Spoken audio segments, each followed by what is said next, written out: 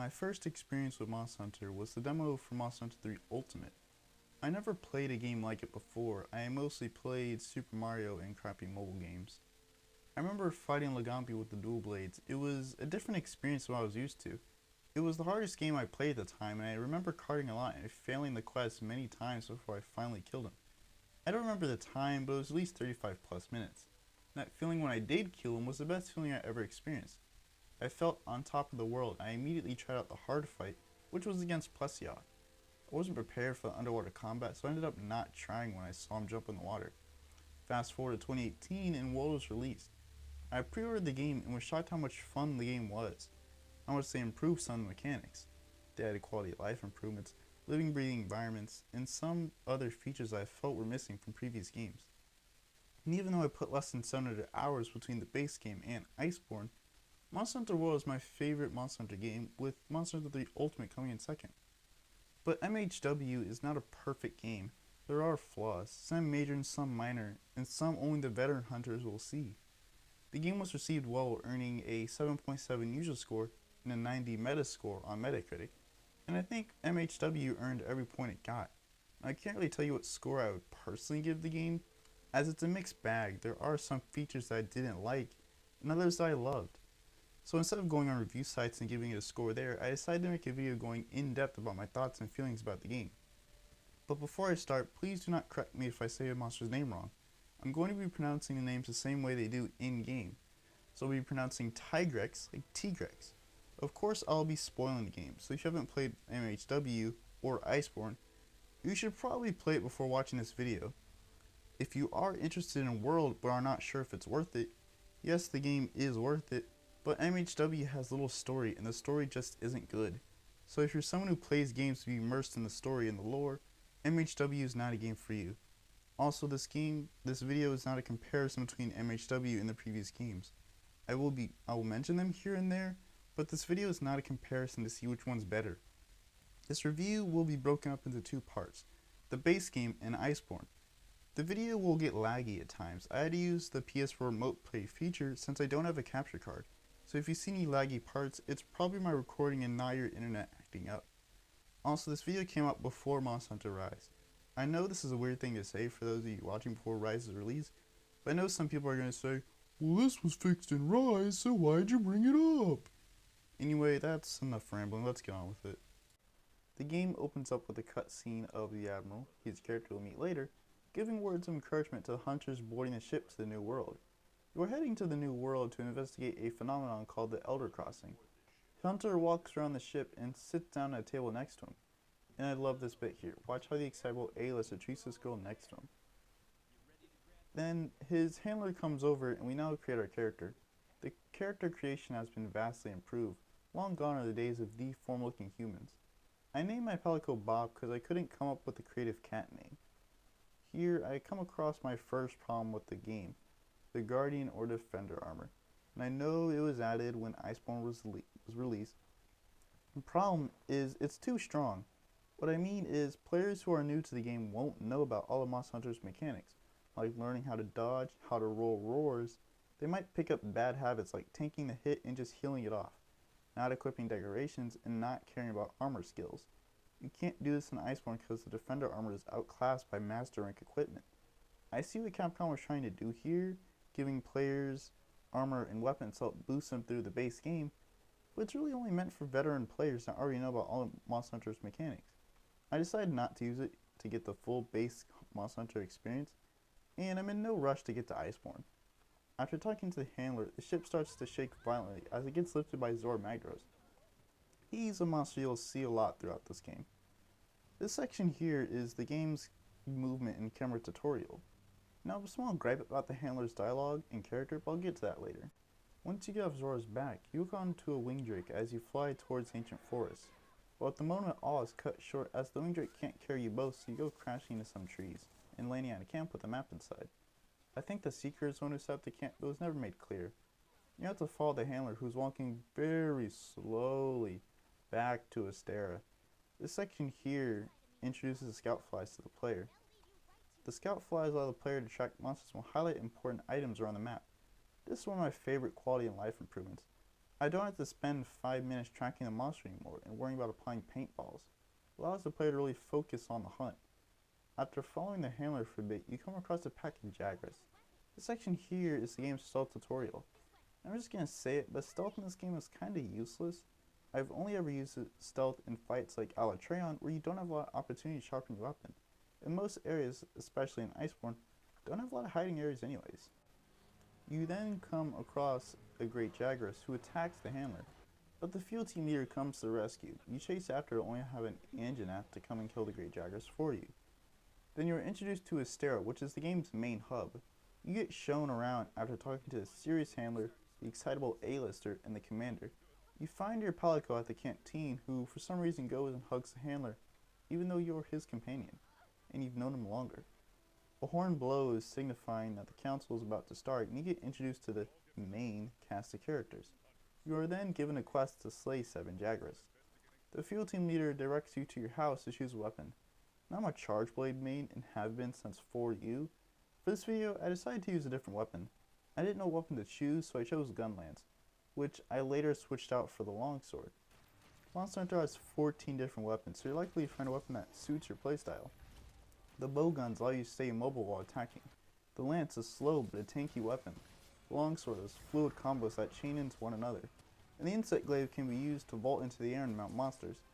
I could go on and explain each and every weapon, but that would be boring, so I won't be doing that. I'm going to be skipping over these first few quests because there isn't much to talk about, so I'll explain how the quests are divided up. World's quest progression is a great improvement. I didn't like the key quest system from previous games. Key quests were important quests you had to do in order to unlock the urgent quest to get to the next star. My issue with the key quests is the game didn't tell you what the key quests were, so you had to look it up online or do every quest in that star. This was annoying as you could go into a lobby with someone who didn't know about the key quest system, so you could have someone who did every quest within that star. Also, the 1-star key quests were mainly just go and collect 20 of a rare item, which was boring and time consuming. That probably turned off a lot of new players from previous games. With World, you jump straight into the action. With 30 minutes of playing, you're already hunting your first large monster. The quests are divided up into 3 ranks. Low rank, where you fight the weakest version of lower tier monsters like Great Jagras, Kuliaku, Puki, etc. Low rank serves as the game's introduction to the monsters. Monsters in this rank are weak, so it gives you a chance to learn your weapon without being too harshly punished. In high rank, you fight the same monster plus some new ones.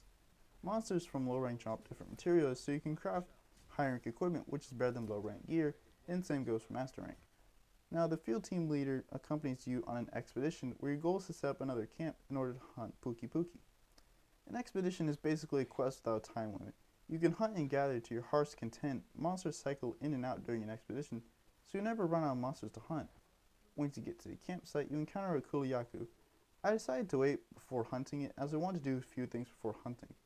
Here, I decided I didn't like using the gun lance, so I switched to the longsword. I decided to use it to find out why it was so popular. After hunting another great Jagras, I went and hunted the Kuliaku. Like I said before, most of these low rank quests are pretty easy, and most of them can be finished in under 10 minutes. Once I finished hunting the Kuliaku, I went to the smithy to upgrade my longsword. I then saw that the Kulagreaves gave +1 to Critical Eye. Critical Eye is a skill that raises your affinity. Affinity is your critical hit chance. Now I'll talk about skills more in depth once I have access to decorations. I didn't have enough to make the Kulagreaves, so I went on an expedition to hunt another one. Now you may have noticed me latching onto a monster. This is a new mechanic added in Iceborne called the Clutch Claw. And I'm just going to say I don't like the Clutch Claw at all. Slamming monsters into a wall is cool and all, but it can also be used to tenderize different parts of a monster. Now bear with me here, I'm going to explain what hit zones are so you can see why I don't like the Clutch Claw. The body of a monster can be divided into different parts called hit zones. Each hit zone has a different value which represents the part's physical or elemental weakness. The value ranges from 0 to 100. The larger the number, the weaker the hit zone is, and thus more damage. Hit zone values represent what percentage of an attack is actually dealt to a monster. Tenderizing monster part will weaken that part for a set amount of time. My main problem with that is in Iceborne, the monster hit zone values are lowered to prevent the Clutch Claw from being overpowered. This has the unintentional side effect of the claw now being forced if you don't want to do garbage damage. Although you can beat the game without using it, it's hard to see how much of a damage boost you got if you tweak your build a little. and if that part becomes untenderized, you have to grab onto a monster and hope it doesn't knock you off. But the clutch claw is something that I think is only going to be exclusive to World, so I guess I can't complain. After hunting the Kuliaku, I was missing some wingdrake hide, but I didn't feel like going back to kill some more, so I just continued with the main questline where I hunted a Puki. I managed to cut his tail, but I didn't notice at the time. Cutting tails and breaking parts is required to get some materials. This is a bit annoying, but I don't want the feature to be removed. Besides, I'm not sure how else you would get a tail of a monster without cutting it off. After that, you head out to the Wildspire Waste to collect some evidence. You escort the scholars to a slag Zora dropped. This section is pretty boring, so I'll skim over it. After encountering a Rathian, you come across the map Saros and some large monster tracks. You keep going until you find a slag, and then a Baroth shows up. After hunting it, you come across a Seeker, who is a hunter part of the First Fleet. He asks if you are tracking Zora. He is tracking him as well. He then says that if you fuel the force that compels him, he will see you at the end of all this, which is some very not subtle foreshadowing. After doing some optional quests, I continue with the main story where I'm supposed to find a missing scholar. You find the scholar's tracks and some thorns in the ground that belong to an Gigante. You'll see him throughout the story. The scout flies turn blue whenever they're tracking an Elder Dragon, but the player doesn't know that yet, so it gives this chilling and ominous feeling that something is wrong. You find the scholar sitting next to a dead Baroth. A Juratotus emerges from the water. Now, Jura is a Python wyvern, one of only 4 in the game. Python wyverns are generally hated, with Plesioth being the most hated. My problem with the Python wyverns in World is that they all feel the same, with Juratotus and Lavasioth being the biggest offenders. They look the exact same and function similarly as well. They both have this hardening mechanic, which I just hate. They stay in the softened state when they're in their respective liquid. Jura's is mud and Lavasioth's is water.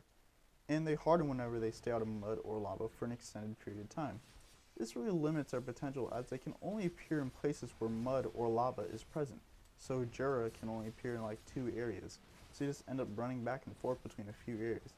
One solution I can think of to make them a bit better is getting rid of the hardening mechanics, so this doesn't limit them to a few areas. This makes them less annoying to fight, or add more mud or lava areas. Now that I've found the scholar and killed Jura, I'm sent back to a stair where everyone is talking about capturing Zora Magdaros. But before we can do that, I need to hunt an Anjanath. Before I can hunt an Anjanath, I need to hunt a Toby Kaachi. I'm hunting Toby so I can gain access to the Gilly Mantle. The Gilly Mantle allows you to hide, but like I said earlier, stealth in World is kind of pointless. I really only use the stealth mechanic in very few fights like Alatreon and Fatalis. But this quest isn't entirely pointless because you unlock the Ancient Tree, which can be used to harvest things like honey and bitter bugs. Also, I'm switching out my Kuliaku longsword for a Toby Kaachi longsword, and I'll be using that for us low and high rank. So now I move on to hunting Anjanath. Anjanath's armor is the first to have a set bonus, which is Adrenaline. Almost every armor has a set bonus, so this allows for a lot of diversity in builds.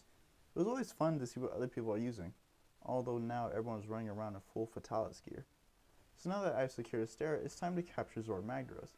This quest is an auto quest. You can do nothing and still win, since it's scripted. This makes this quest very boring, and I ended up playing on my phone while the quest play itself. The only good thing about this quest is the mining nodes. It's a quick way to get Dragonite ore. For some reason, this quest reminds me of the Sadist fight from 3 Ultimate. I'm not sure why, the 2 quests couldn't be any more different. Overall, auto quests like this are not fun. They're boring, monotonous, and lazy. This is something I definitely don't want to see return in future games. After failing to capture Zora Magdaros, I went and did a few optional quests, and I finally built those Kulu Greaves. So now I'm ready to go on an expedition to the Great Ravine, which leads into the Coral Highlands. The Coral Highlands is a beautiful location. It's very unique and really stands out from all the other areas. The only thing that would make it better if it was underwater. Underwater combat is something that was only present in Tri and 3 Ultimate. It wasn't received well, it hasn't been in any other game since. I think Capcom should give underwater combat another shot and improve on it, so monsters like Sadist and Gobule can make a return, and monsters like Legiacris, Plesioth, and Royal Ludrith can fight to their fullest potential. You know, Plesioth's fight isn't that bad when he's underwater, but I don't think underwater combat will ever make a return anytime soon, unless Capcom made a remaster of 3 Ultimate. But I doubt that's ever going to happen. While I was rambling, you saw me get attacked by Legiana and fall. We get rescued and end up in the research base where I'm immediately tasked with hunting a Paolumu. Jeez, don't even ask if I was ready to go and hunt again.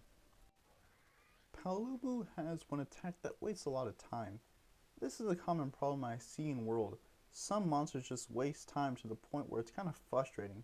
Like Palubu doesn't need to spend 1 minute flying about in the air for an attack that's really easy to dodge. It just ends up slamming into the ground. It's extremely underwhelming. This is something multiple monsters do. They just waste time for an underwhelming attack, but I point them out as I go.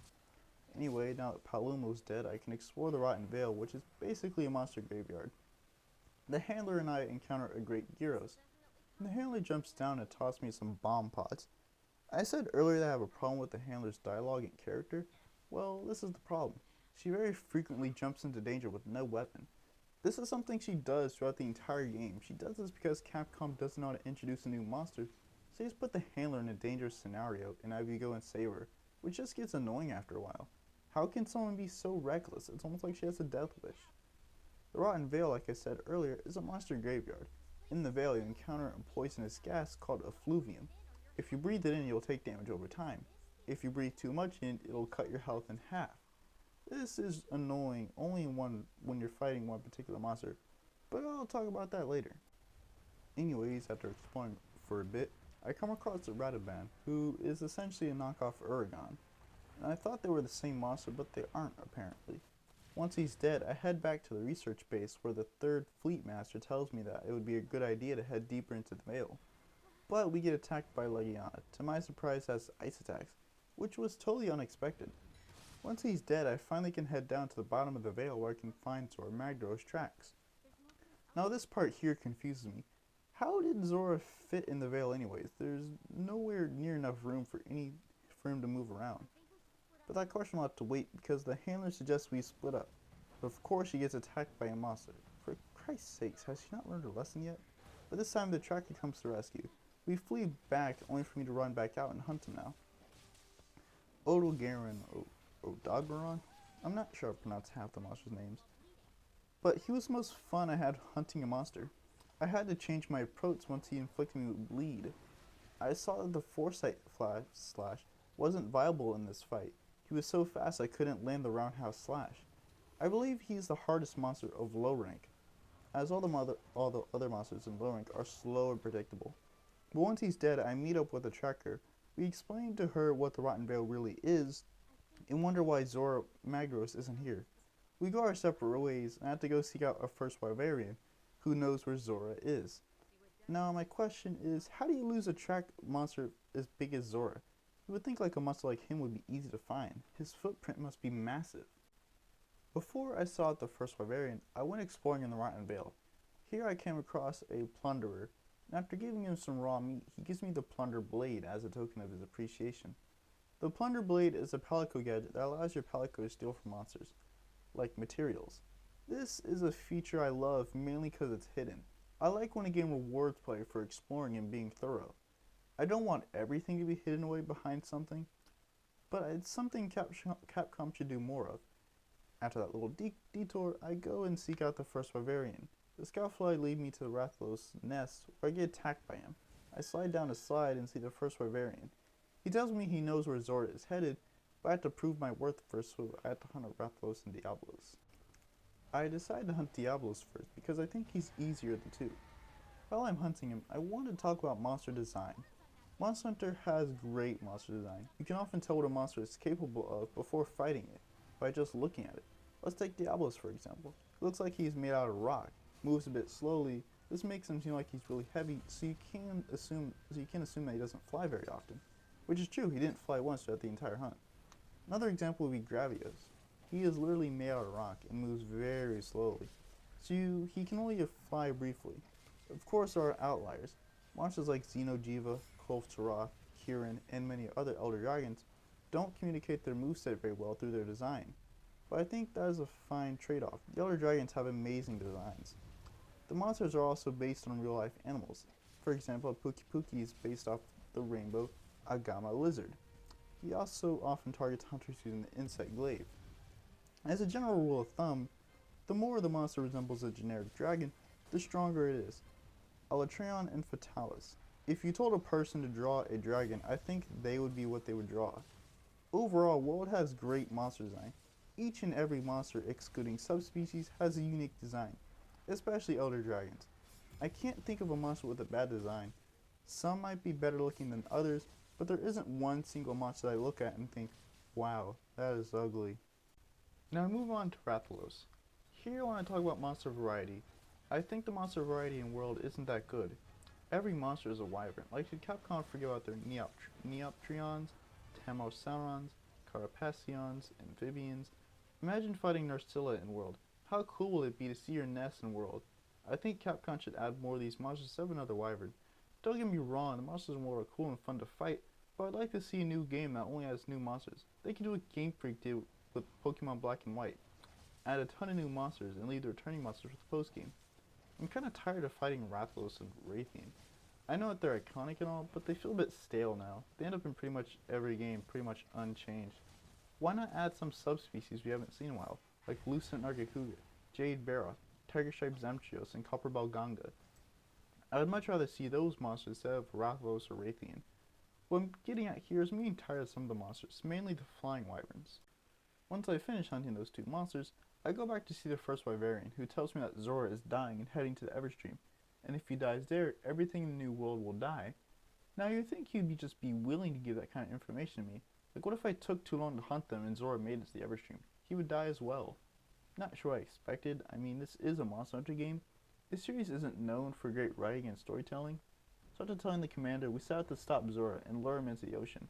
I'm not 100% sure if you can fail this quest or not, but still pretty boring. It's the same thing as the first Zora encounter, but with a Dragonator. After driving him away, we see a cutscene of Zora running away, and we see some guy who looks like a human Rajang. We've made it to high rank, a third of the way into the game, or halfway if you don't have Iceborne. I'm tasked with hunting a Pookie Pookie in the Wild Spider Waste, which isn't its natural habitat. The first high rank monster you fight is a Pookie Pookie. I feel like the first high rank monster you fight that isn't Zora Magdos should be a new one, even if it's just a subspecies. While I'm hunting Pookie Pookie, I come across a mysterious Raytheon tracks. Gonna spoil the surprise here, the tracks belong to Pink Rathian. Once I hunt Pookie Pookie, I head back to Astera to report to the commander. I'm then told to go find more Pink Rathian tracks. I just hate this whole go on expedition or something to gather tracks. I get this monster is supposed to be mysterious, but why not just have a few quests before Pink Rathian and just allude to it? I think it was supposed to give the player an opportunity to go on expeditions to unlock high rank armor and weapons, but most players would see that they're taking a lot more damage than usual, so they'll probably have hunted other monsters to upgrade their equipment further. Thankfully, I was able to make progress while hunting Tobikachi to upgrade my longsword. With high rank unlocked, you also unlock decorations.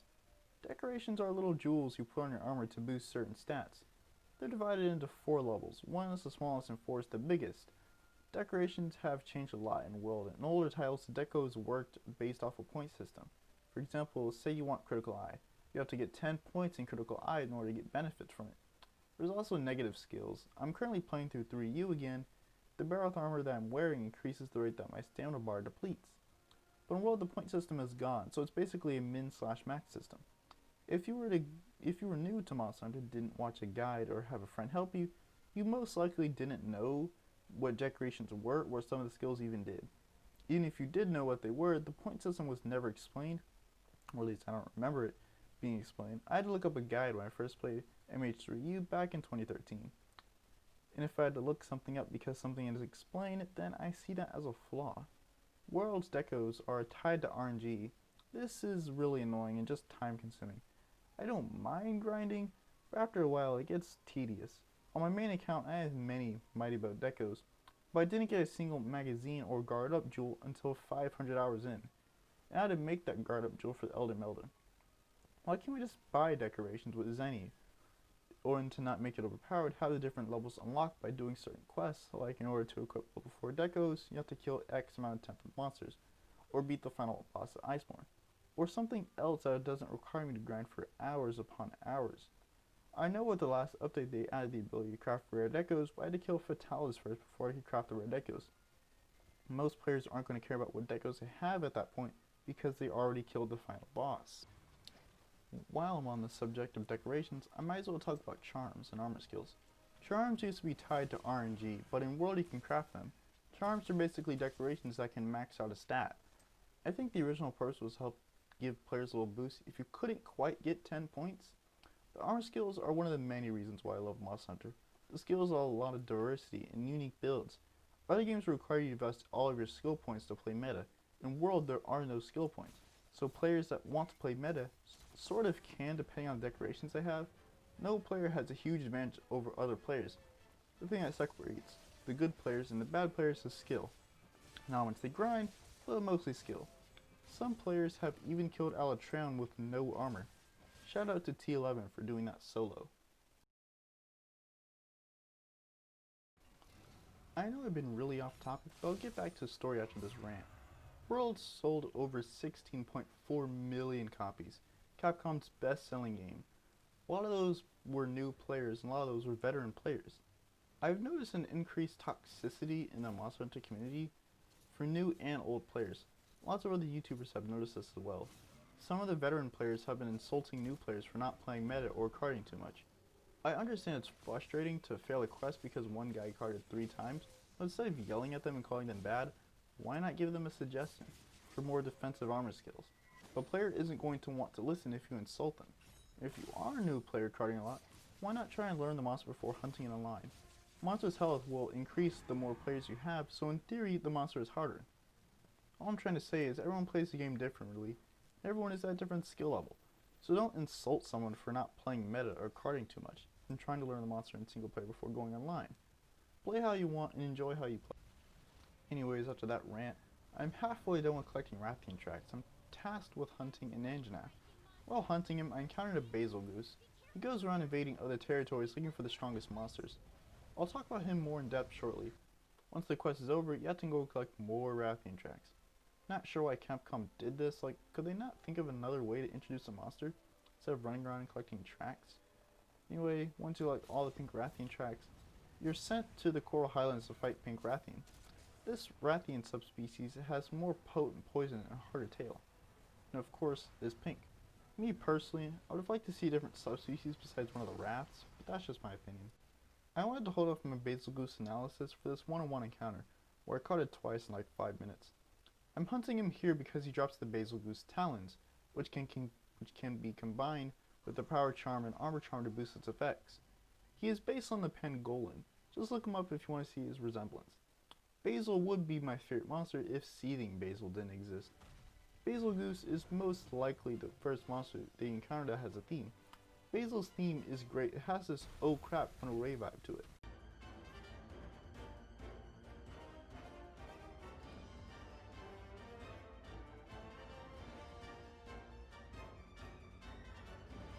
Well, if I'm being honest, it's not just Basil has a good theme, every monster has a good theme. Like Namiel.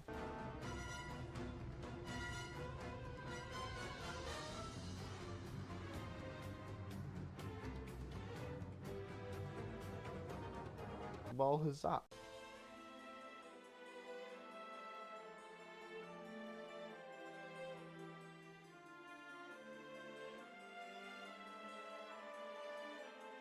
And Rajang.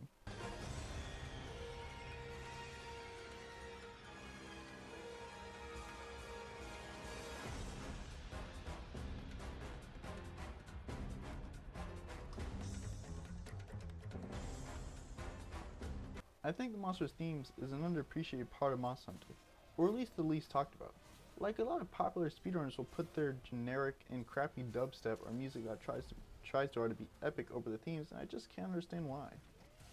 I'm sure you just cringed your eyes out about how bad that Basil fight was. After admitting defeat and just leaving, I headed back to Astera to look at this new subspecies. The Admiral shows up, the guy who was watching Zora leave, comes along and brings crystals from an area he found within the Everstream. I get voluntold to go with the Admiral to add to the Everstream. There, I discover the Elder's Recess. It's a place that's loaded with bioenergy. Here I have to discover all the monsters native here. I like that Capcom chose to make this an expedition, more about exploring rather than just go here and fight this monster. I mean, you could fight every monster here if you wanted to, but that's not the main goal. You're given a chance to explore and get familiar with the environment. It also introduces these new monsters, Dodogama, Labasia, and Uragan. The main goal of this expedition is to find their Gigante tracks. Once you do that, you can return to Astera and take up the quest to hunt him. It's revealed that Nergigante eats other Elder Dragons, which is why he was following Zora. Once Nergi is slain, you are shown a cutscene of the Admiral and the handlers speculating about why the ecosystem has been acting weird, because Nergigante was scaring the other Elder Dragons. Speaking of Elder Dragons, when you head back to Astera, you're tasked with finding tracks in the Ancient Forest, the Wildspire Waste, and the Rotten Vale. I decided to investigate the Wildspire Waste first, because I need the Majestic Horns, which dropped by Diablos. I said at the beginning of the video that I didn't like the Defender weapons and armor, but I made the Defender Katana to speed up the Diablos grind, because I realized that if I didn't hurry up, then I can't release this video by the deadline I set. Good job me, it's my first YouTube video, I'm already contradicting myself. Fantastic. While looking for Elder Dragon tracks, I come across my first Tempered Barroth track. I'll talk about tempered monsters later. I also came across the Devil Joe. He's a fan favorite among the community. He was added in World's first major update. He goes around disrupting ecosystems by eating a lot of the monsters there. That sounds like something an Elder Dragon would do, but he isn't one. I'm guessing because he isn't strong enough. When you finish collecting tracks in the Wildspire Waste, you head back to Ecological Research, who tell you that the tracks belong to Teostra. When you begin the quest, the Huntsman plays this out as some type of rivalry.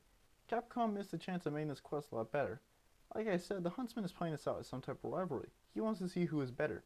Why not have the Huntsman fight by your side while fighting Tio?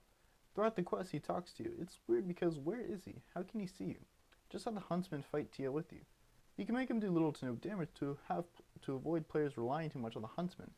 Like, come on Capcom, this is one of the last quests in the story. Why not make it a spectacle? There was a lot of missed opportunity with this quest. Teostra is definitely the easiest out of the 3 Elder Dragons you fight. Tio is, I'm assuming, a manticore without the scorpion tail or just a lion with wings. He's also one of the few monsters that inflict Blast Blight. Blast Blight is an ailment that, as the name suggests, will blow you up if you do not roll enough in time. Tio is also an Elder Dragon. Elder Dragons are different from what you normally fight. Elders can't be captured. They have to be killed. Lore-wise, they are said to wreak havoc wherever they go and cause great shifts in the environment by just being there. Whenever Tio is in the area has a slight red hue to it, making it look a lot hotter. All Elder Dragons do this to some degree. Kirin will cause thunderstorms. Namiel causes it to rain, and so on. I like the effects that Elders have, and it just goes to show how strong they really are. The game doesn't have to tell you that they're strong, you can tell by their powerful roars and slight environmental shifts. The Elders are the coolest part of Monster Hunter. The themes combined with the cool design create memorable fights and moments. Teostra is also the first monster you fight with the Nova, or one-hit knockout move. Oko moves in Monster Hunter just suck. They don't belong in the game, and they don't add anything. They're just annoying. Oko moves belong in MMOs. I have 3 reasons as to why Capcom added them. 1, they added them with the improved controls and better moveset. They found that the fights weren't as difficult as they liked, so they added them to increase difficulty.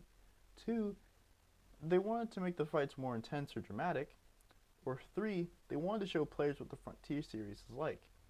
I don't know if the Frontier series has Oko moves. I don't know anything about them. But from what I've heard, I'm willing to bet it does. For those that don't know, the Frontier series is, I don't even know what to call it, a spin-off of Monster Hunter. The Frontier series is a bit over the top of the monster's attacks. If you want to see what I'm talking about, just look it up. The Frontier series was never released outside Japan, so many American players have wanted to be international release. I'm guessing Capcom doesn't or couldn't make an international release, so they just give players a taste of what it's like. None of the Oko moves in World are good. Like I said, they don't add anything, they're just pointless. Like hiding behind a rock isn't fun. Eschaton Judgment, in my opinion, is the worst Oko moves, as it's essentially just a DPS check. Overall, I hope Oko moves never return in Monster Hunter. They only belong in MMOs like the Frontier series.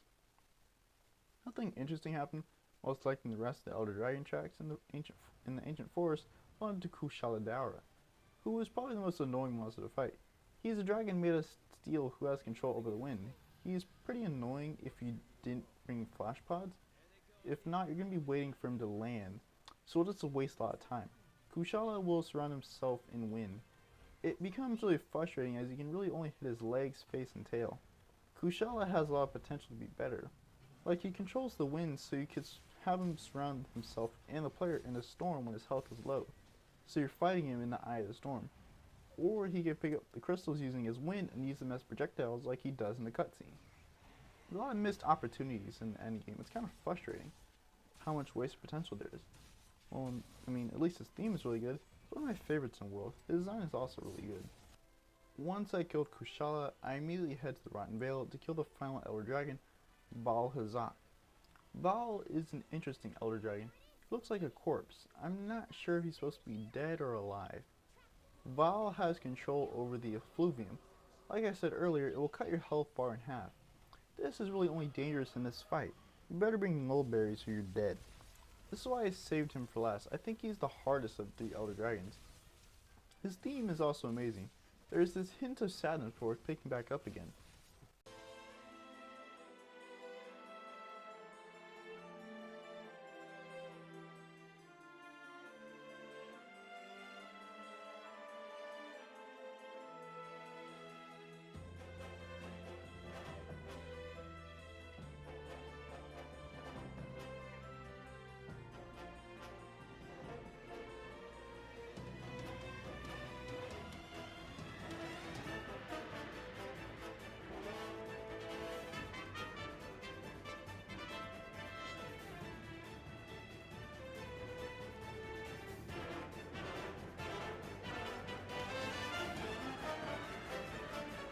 I know this is going to sound dumb, but my theory is that Val wants to die, but can't. His body structure is similar to Kushala's.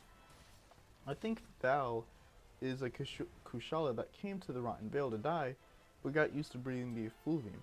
His body rotted away because of the effluvium. He has to breathe in this toxic vapor in order to stay alive, but also hurts him as well. So he's stuck in this in-between where he doesn't want to breathe in the effluvium, but he has to in order to stay alive. When I first heard about the effluvium, I thought it would be like the frenzy virus from 4U. I was kind of disappointed when I found out it didn't function like that. For those that don't know, the frenzy virus was a disease that affected both monsters and hunters. When monsters got it, their skin, fur, feathers, or hide would become discolored. They also become a lot more aggressive, faster, and stronger. If a monster managed to fight off the frenzy virus, it would become an apex monster. Even though this isn't a 4U review, I like the frenzy virus. I hope it makes a return in future games. The effluvium is cool and all, but the frenzy virus is superior in my opinion. When you kill all the Elder Dragons, you head back to Astera where the Admiral is waiting for you. The Seeker has found a place within the Eldritch Recess that is brimming with energy.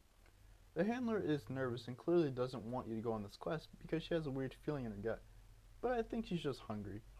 Unfunny jokes aside, I go on this quest anyway. You talk to the Admiral and then the Seeker before we head out on a boat to finally find out the mystery behind the Elder Crossing. On the boat trip there, RDR2 installed and we see a giant glowing orb, lasers start shooting out of it, and the Seeker gets injured.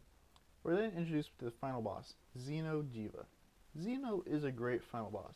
He is basically a giant nightlight. He has a very unique design. For some reason I can't stop imagining him swimming underwater, like so far down that sunlight can't reach it. When I first did this quest, I thought I failed because Xeno started flying away, but was moving to a different arena. His moveset is simple and fairly easy to dodge. He may not be as cool as Valstrix or Dire Morales, but Xeno was up there with them. It's a shame that he may never return to another game since he requires the Elder Recess or someplace similar. Once he's beaten, the place starts to crumble, you fall, but you're saved by the Admiral. When you wake up, everyone looks at you and congratulates you. This is the final cutscene of the game. Everyone starts drinking and eating because you killed Xeno? Like, you never see any other hunters doing anything. Most people there just gave you their quest because they didn't feel like doing it. Anyway, when you regain control, you're met by the Handler. Oh, by the way, the Winter Festival is going on, so that's why she's wearing that. The HR cap is removed, and the game tells you to talk to the Feisty Fiber to start the Iceborne DLC. I won't be doing that just yet because I'm spilling this video into two parts. Now let's talk about World's Endgame. There wasn't much when World first released, but they slowly added content to the game. I guess we should talk about the Collab events since they're the most interesting. First up is the Witcher event, where you get to play as Geralt of Riviera. Now I never played any of the games, so I know next to nothing about them. But the quest was actually really cool. Like, you got to play as Geralt and it looks like the quests you get in MMORPGs. First you pick a weapon. Of course I went with the longsword. You follow clues like examining Apnoth, burning birds, and freeing a scholar. There's a side quest, but I didn't bother doing it. When you collect all the clues, you encounter a Leshen. When I first did this quest, I didn't really like the fight against Leshen or Ancient Leshen. To this day, I still don't like the fight. I don't know why. I mean, I hated Ancient Leshen because he was always skilled for multiplayer, so he wasn't soloable for the average player. But I'm not sure I don't like regular Leshen. He's a very thin monster, so I kept missing my spirit thrust like an idiot. Fun fact, Ancient Leshen has 67,500 health, while Vitalis has 66,000 health. Just, why Capcom? Next is the Final Fantasy event. Again, like The Witcher 1, I never played any of the games. The questline starts with you chasing walking cacti until you see a giant blue crystal that gets taken by Kuliaku. This Kuliaku is surprisingly tough. People say this game is too easy, but like, did they even fight this Kuliaku? The first time I did, I got destroyed when I saw this quest. I was wondering why they chose such a weak monster, but I completely underestimated him. Anyways, once you manage to kill him, you head to the Eldritch Recess to repel Behemoth. Like the Ancient Leshen, he is always scaled for multiplayer. Capcom added a tempered version called Extreme Behemoth, or Extremoth if you prefer. I don't think adding a tempered version was necessary. Like, what's the point? Tempered monsters are the same as their non-tempered counterparts, but they just do more damage and have an increased health. I didn't bother fighting him the first time he released because I saw no point other than bragging rights. I didn't enjoy either of these collaboration events. I hated how you were forced to play it online in order to hunt them both. They're a bit over the top. Well, mainly Behemoth that was over the top. I know people are going to say, they're both Dodge tracks, why do you like him? He's over the top. Yes, but MHGU was made to be over the top. World was made to be more realistic. Overall, I think both these were bad in my opinion. It could be I didn't like being forced to play online with other players, or the fact I didn't play any of the games that came from, so I wasn't excited about them. I think the best way I can describe them is I feel like they belong in MMOs. This next one is an event in Master Rank, but the event was released today at the time writing the script, so I thought why not include it. Now I've only completed the first part of this quest, but it's just awful. It requires you to watch the movie in order to understand what the references Artemis, the main protagonist of the Monster Hunter movie. The quest was really easy. Like Black Diablos isn't a challenge. The armor you're given is really strong. I didn't even need to dodge. You could easily just tank the hit and heal it off. This quest reminded me how much I hate Black Diablos in World. She wastes a lot of time with her repeated digging.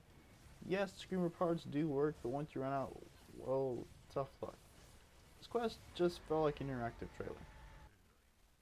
Well, I mean, it's not all bad. At least we got to see the Admiral speaking Japanese. When you go on an expedition, you'll find golden tracks up along the Cove of Taroth. You fight this monster in a siege format. Sieges are new to World. It can only be accessed from the Gathering Hall, and 4 groups of 4 hunters will basically be attacking the same Cove of Taroth. You and 15 other players are trying to complete as much of the objective list as possible before you break her horns. The more objectives you complete, the more points you get and thus more rewards. Damage will roll over to the next investigation until you beat her. You can beat her in 1 round, or it can take up to 6. It just depends on your pursuit level. I think the sieges could be improved a lot. In high rank, Kulve was always scaled for multiplayer, but you could do it solo if your pursuit level was high enough. The main thing I hated was rewards being tied to RNG. Being able to craft the weapon would save so much time grinding. The same monster for one specific weapon with a certain element was really annoying, especially when she wasn't available 24/7. So if you didn't get the weapon, well, you just had to wait. Overall, I think sieges could have been improved. I like that Capcom tried out a new type of quest format. Even if it's not perfect, at least they're willing to try something new. The tempered mechanic is another new thing added to World, and to be honest, I don't really like it. To summarize what a tempered monster is, well, it's a monster that is more powerful. They have a metallic sheen to them, so you can tell the difference between a tempered monster and a non-tempered monster. Well, I mean, you can't encounter tempered monsters in the wild unless you're already on a quest to hunt a tempered monster. My issue with the tempered mechanic is that they're pretty much the same, but they do more damage and have increased health. Capcom tried to label this as new content, but I don't think that's really new content. It's just the same monster but harder. To fix this, Capcom added arch-tempered monsters. AT monsters are Elder Dragon exclusive. It's the same as tempered, but AT have more health than tempered monsters. They are now flash resistant and get a slight tweak to their attacks and get their armor set. I don't think the AT status should be Elder exclusive. I understand not wanting to give Kuliaku an arch-tempered version, Why not give more Apex tiered monsters? Like, Elders on their own are already strong. It makes more sense to give Apex monsters AT versions. Anyway, lore-wise, you could say that the Apex monsters grew stronger to counter the Elders. I switched my main account to hunt AT Nergy because I didn't want to grind to Hunter rank 50 to hunt him solo. His AT version has a theme.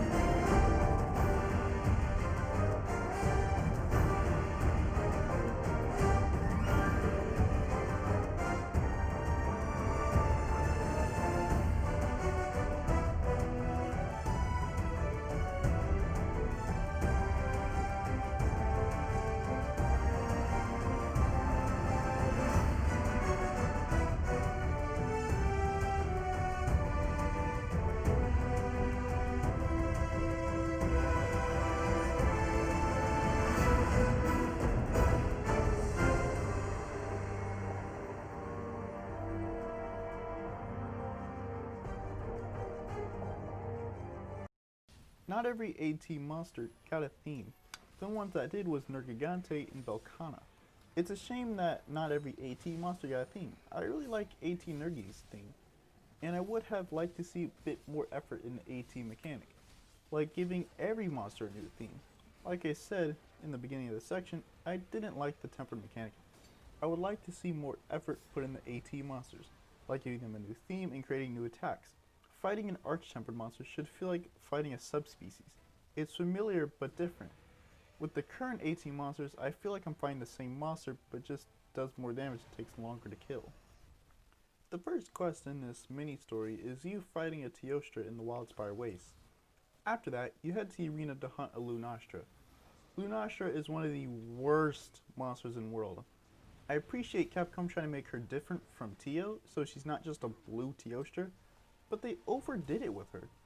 She spans fire constantly. The fire on the ground is awful. Your health is constantly ticking down. Her Nova is bad.